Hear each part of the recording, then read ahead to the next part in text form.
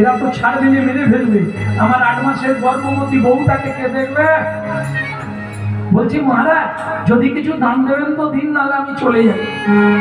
জনকটা যা বলে, কহর তুমি চলে যাবে মানে? ত্রিভুবনের মধ্যে তুমি শ্রেষ্ঠ পণ্ডিত, তুমি চলে গেলে আমার রাজ্যটা অপমানিত হয়ে যাবে।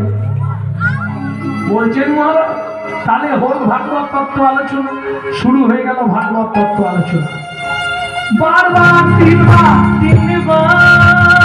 বন্দি যে হারিল, বন্দি যে হারিল, কহর মুনি আজ গেল,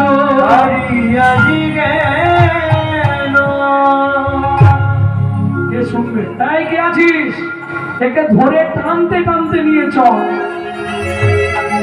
যে ভয়টা করছিলাম সেটাই হলো। আমাকে মেরো না গো। শোনো, আমার স্ত্রী গর্ভবতী, আমি মরে গেলে তাকে দেখার কেউ নেই, আমাকে মেরো না গো।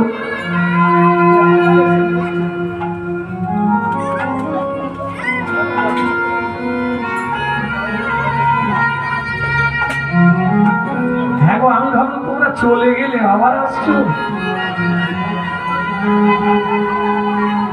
হাই ভগবান, আবার বসবে? ভক্তমন্ডলী ভক্তমতী মায়ের বলে ভালো লাগে তাই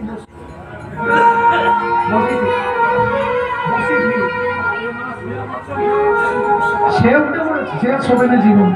তাই শোনো, যে একবার গেছে জীবনে ফিরবে না, যে একবার খেয়েছে জীবনে খাবে না, যে শুয়েছে উঠবে না, আর যে উঠে গেছে আর জীবনে শোবে না।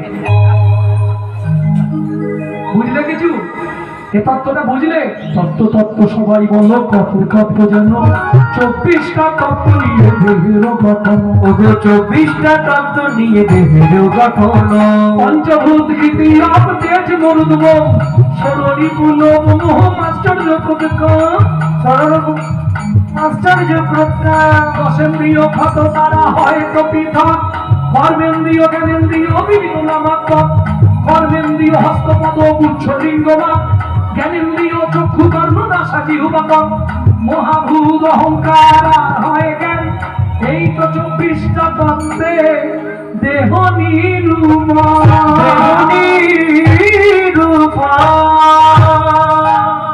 এটা মাথায় রেখো। যা আছে বিশ্ব ব্রহ্মাণ্ডে তাই আছে তোমার নিজের ভাণ্ডে।